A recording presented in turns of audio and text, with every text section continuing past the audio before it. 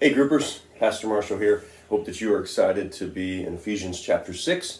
I'm excited because it means we get to start Philippians, which is one of my favorite books in the New Testament.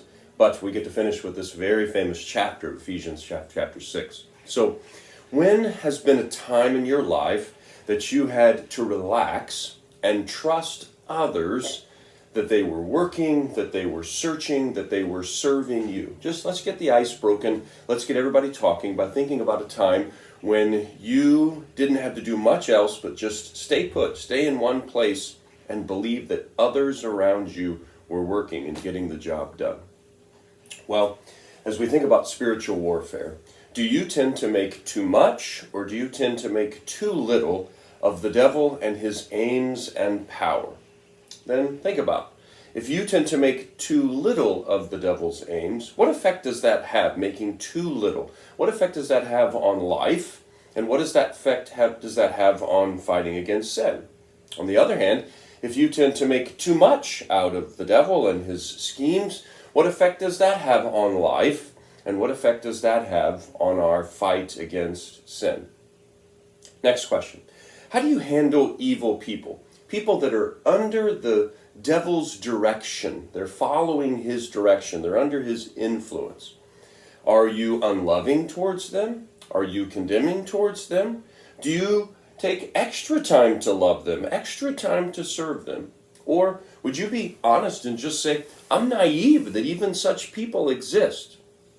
What do you think is the wisest way to handle such people? People that are under the enemy's influence, they're following his direction. Another question. Consider a time recently that you gave in to temptation. What aspect of the armor of God do you think that was missing and left you open to the enemy's influence, the enemy's attack?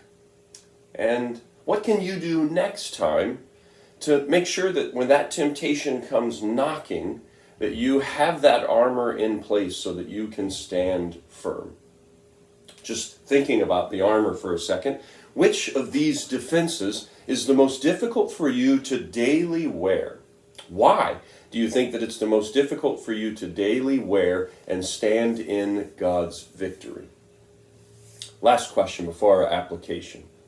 The home and the workplace, two very common places that the enemy is going to attack us, that he's going to use his schemes against us, and we're going to have to stand firm.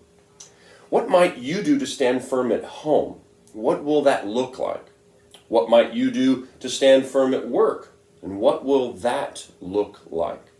Is there some other place in your life? I think that these are the places that the enemy attacks us the most, but maybe there's some other place in your life that the enemy is doing a lot more battle against you. Where is that? And how do you stand firm? Well, the application. I wanted you to see this passage as a passage of faith, that God has won the victory for us, like the D-Day where we won the victory against the Germans, and the rest of the war was already determined. Battles still had to be fought, but the outcome was determined after D-Day. I challenged you to have faith that God has won the battle. Jesus came to fight the devil, and he did just that, 1 John says. As an unbeliever, if you're an unbeliever and you're going to small group, maybe for the first time, you would believe that God really did have victory over his enemies. If you're a believer, I'm challenging you to believe that God has won for you, that he is still fighting for you, and that you can relax. He has fashioned this armor. He has prepared it for us to wear.